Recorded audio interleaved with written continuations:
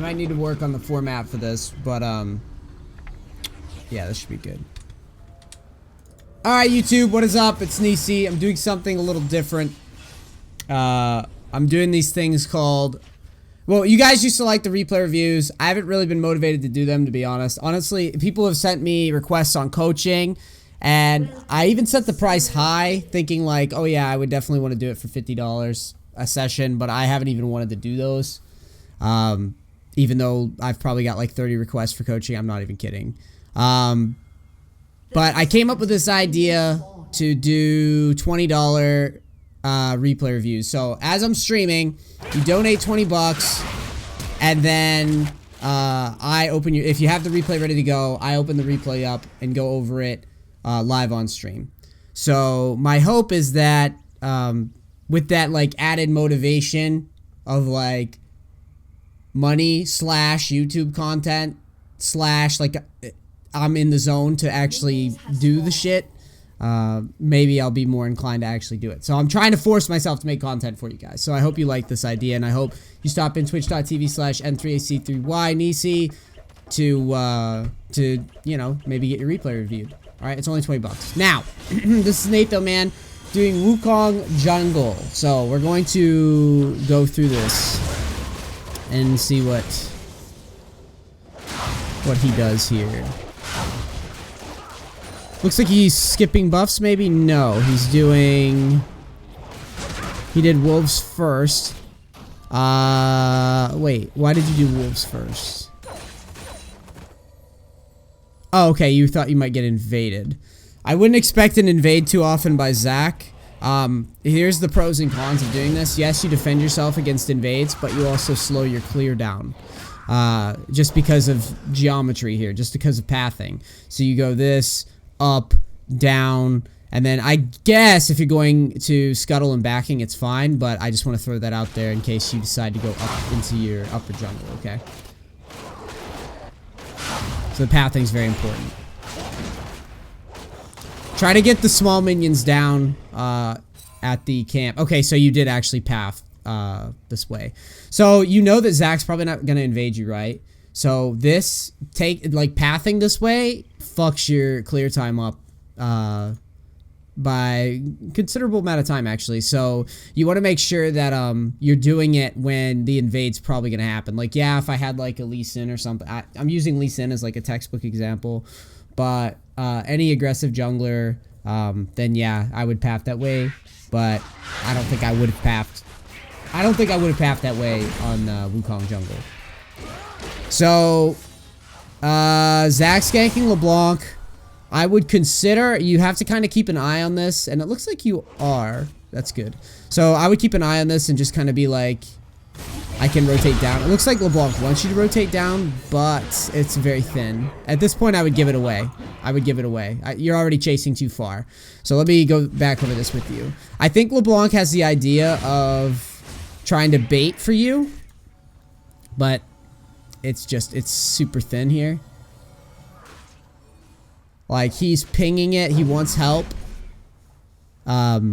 You could give away the rift or the chickens, but like, he just gets blown the fuck up because he walks into melee range.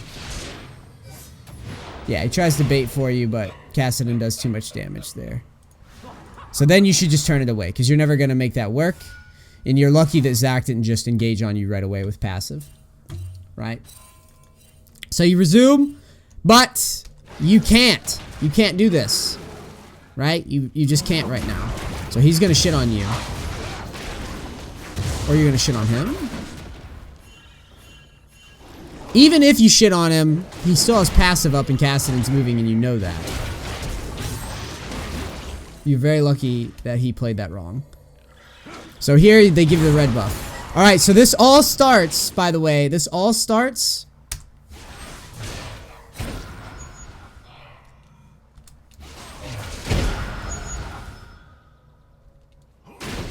Here. So once LeBlanc's dead, watch.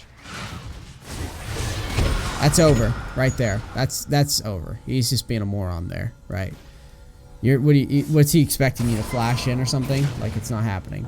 So once you show yourself to them, you basically, you show your hand, right? So I would be more... you have to know that in this position, you're so low. Mid lane's pushing to turret. Like, you have to know that they're gonna fuck with you here. Once you've showed your HP bar, right? So all you're doing at this point is you're just wasting cooldowns and wasting time. Probably be better off even going to golems and checking that, and maybe dropping a ward over the wall than this shit and giving your red away.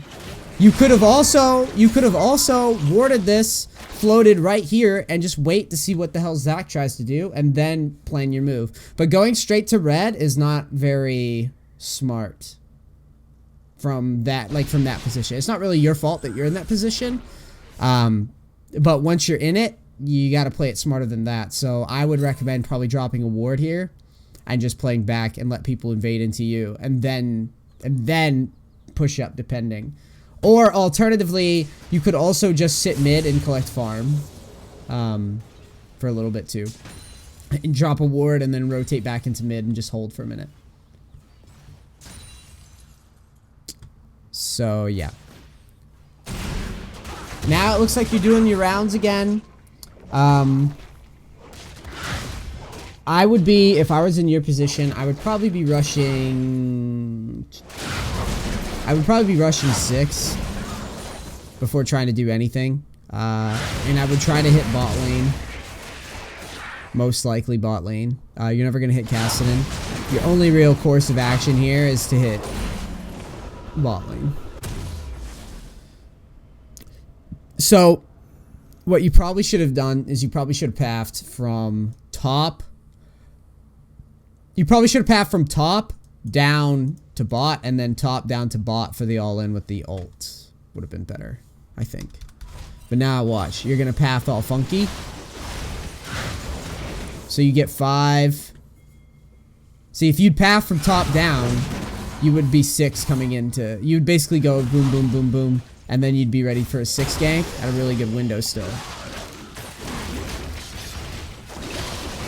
And now that they've gotten poked down, it would have been really juicy. It looks like you're going without 6. See, this is the shit that I don't...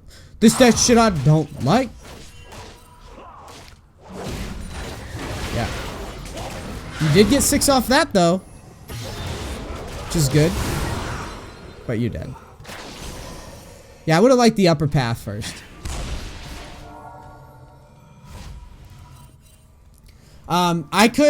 I could bash you on the Wukong pick jungle, but I don't think it's that bad. I think it's a relatively stable pick. It's just not one of the top tiers right now, like the Nidalees, the Zacs, the fucking Kazakhs, the Graves, the Olaf even. Olaf probably be a better pick.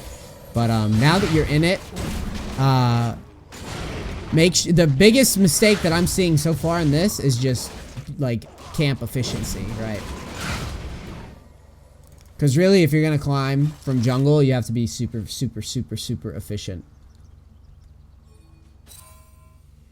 Killing spree.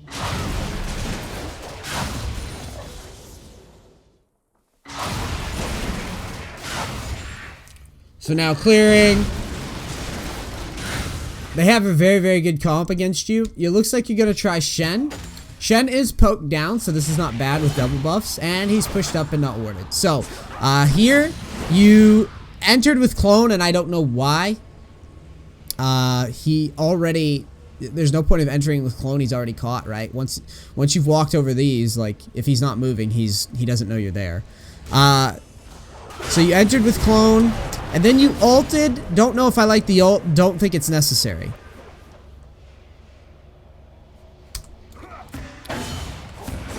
I don't think it's necessary here. Watch, I'll tell you why it's not.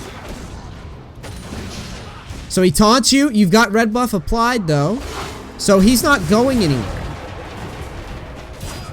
You know what I mean? You're gonna definitely kill him. So why burn the ult, right? It's a waste. Red buff's already on him. Keep the ult there and save it for the next kill. Because Shen, you know... Shen did the noob shit where he gets caught without wards. It happens to me too all the time. But now that he's caught, like, You don't need to burn that right away. He's definitely dead there in that spot with red buff. He blew taunt already, and even if he has flash, he was still gonna get out if he had flash. Nothing you can do about that. Because he can just deny a lot of the damage anyways. So now you're looking for gank opportunities around the map. You smartly identify that Kassadin is probably not worth your time, or you don't. Like,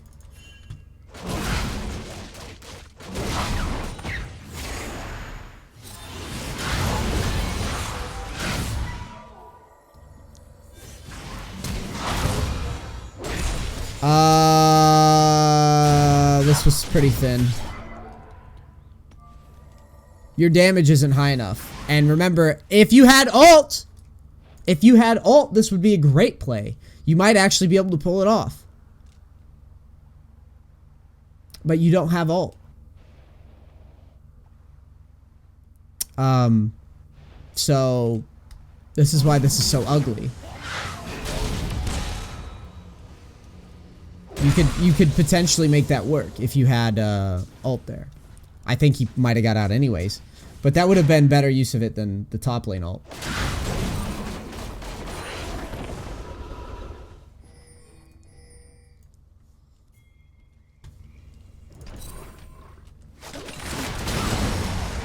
Now here, that's a pretty good ult. I would stay on Soraka. It looks like you're doing that. And then, you know, once they flash away, just kind of peel back. And there you go. You trade a little damage. But you overstay there, though. Let me look at this again, though. You might have been pot committed, basically.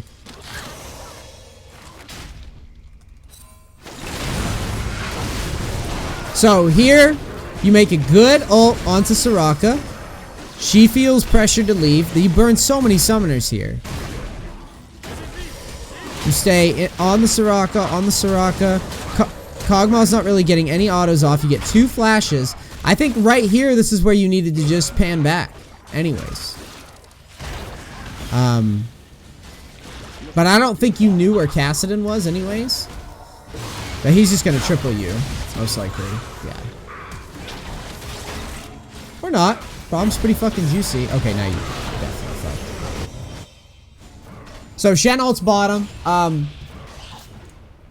I think that fight, this is hindsight hero, but it's not, is it really though, right? Because when you have Kassadin mid who's like dumbstring your LeBlanc, what you're really looking to do is you're trying to keep fights short and then get out.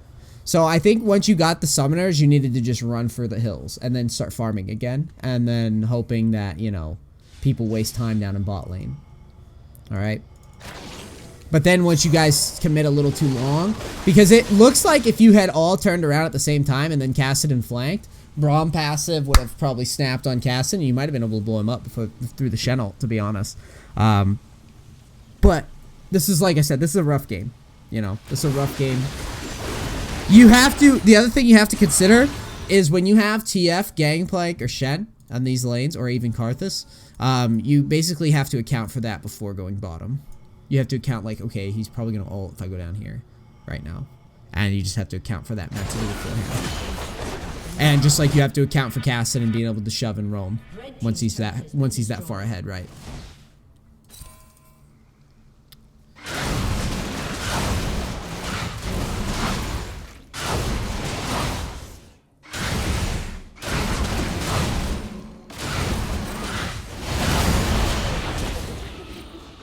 So you ult Sheen. What happens here? You got double buffs. You go for this again.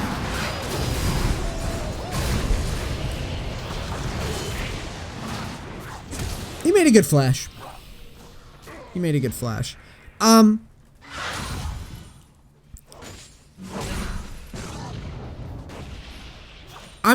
always... With these ganks, I'm always like, why are you ulting so fast? What are you afraid of? I guess is my question. I get that you're trying to kill him. But this guy, okay, like tanks in general, no one, like he's out of position. It's just like if you were trying to kill a a Malphite or something, right? He's out of position as a tank. He just used taunt, right? So like, I just, yeah, you're, and chat brings up a good point too, is like, you're ulting, and sorry the chat's not on screen, but like, you're ulting and you're just gap closing and you're doing it without thinking about what's, like, let me break it down like this. So you're like, do, I'm a monkey, do. You have a pink ward here, first of all. First issue I have with this is your pathing, right?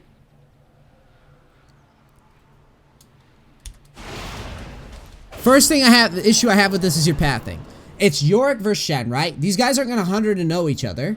So path around, okay? Pathing is very important. You know that this vision's good, so you have all this space to utilize. You can go down here, and you can check this brush to make sure you're not getting counter ganked, right?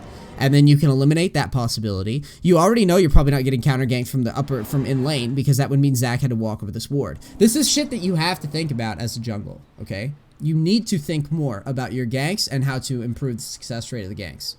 Alright, so you have this pink ward here, and you have this ward here. This cancels out lane ganks. This cancels out river if you walk down past the pink ward. This means at this point, once you've connected here and Shen is still fighting, now you can literally just walk forward onto him, wait for some sort of like gap close or whatever, and kill him. You don't need to ult. Why don't you need to ult right away? Well, for one, you have red buff. Okay, so you're gonna stick to him pretty clean. You're gonna have not too difficult of a time sticking to him as Wukong jungle. You have boots.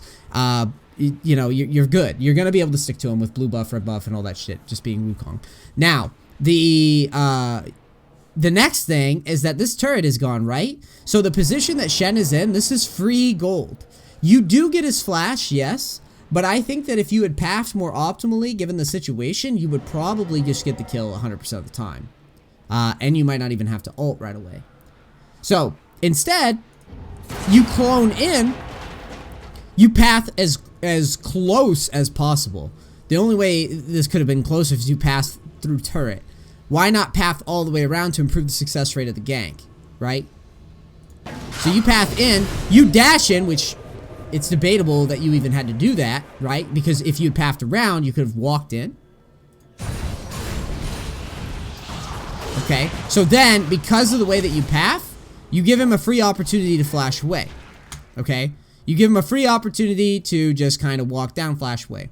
If you path this way, the other thing that you have going for you is you kind of sandwich him in here. If you don't just use your gap closes right away, you can just kind of sandwich him in, poke him down a little bit with red buff, then make him move, and then you could follow him and maybe have a better chance to kill him. Remember that this matchup is very like bruiser-ish, tanky-ish, right? So you don't have to worry about these guys blowing each other up in one combo. Now, that said, if you're facing like a Riven or someone where you hesitating on ultimates could get you outplayed, then I would agree. I would be like, okay, you need to burst this guy down. You need to burst down Riven really quickly. You need to burst down Relia really quickly. You need to burst down Fiora really quickly, Gangplank really quickly. Like, you need to quickly get rid of them. But in the instance of Shen, once tanks are out of position, generally speaking, you could play it a little bit more greedy because they're out of position tanks, right? They're not going to do anything. They're just going to slap you with the wet noodles and then try to run away. That's all they can really do. So this is very, very, very important, okay? I think that in general, you could have played that pathing a little bit better.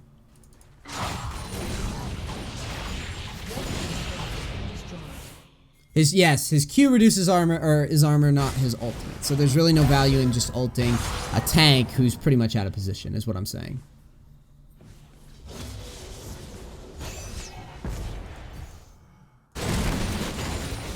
Now, what we got here?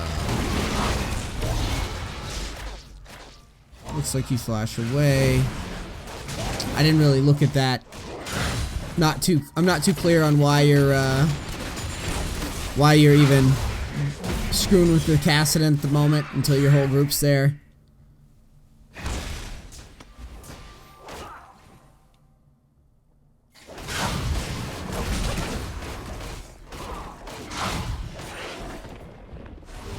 Okay, so Kassadin's top.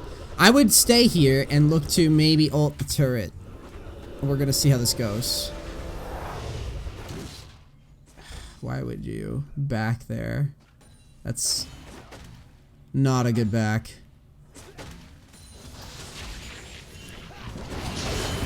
Yeah, that was like... I don't understand the back. So like, you have this Shen who's played pushed up as a tank all game, right? You have mana, you have ult, you have smite, and you back when there's two people showing top and a wave coming to turret. I don't like that back. What? Yeah, I don't like that back at all. Other reason is Kassadin can dive, like, and if you're there, you can easily counter it. But then, like, Kassadin goes mid. Look, Kassadin goes mid, and then this fucking guy starts going ham under turret, and all you had to do was wait a second.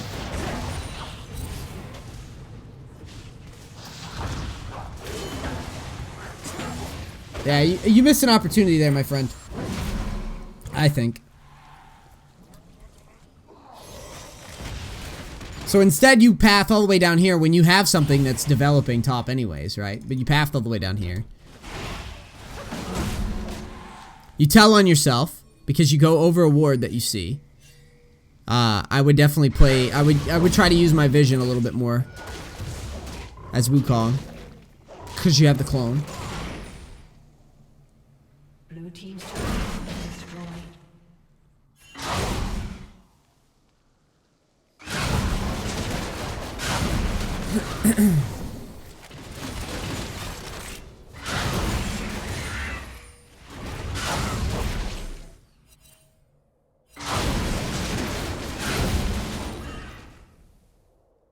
You get red.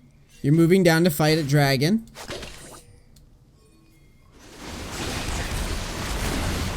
Alright, so this is, that's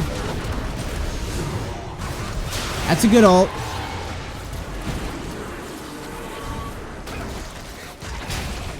But it was weird though. Because I felt like...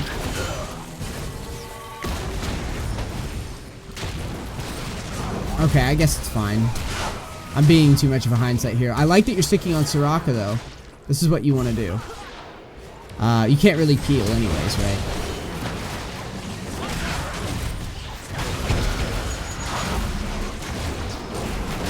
So there what happens is Kog'Maw gets blown up and Kassadin dives the back line 1v1000 or whatever and dies. Probably because of the Braum passive.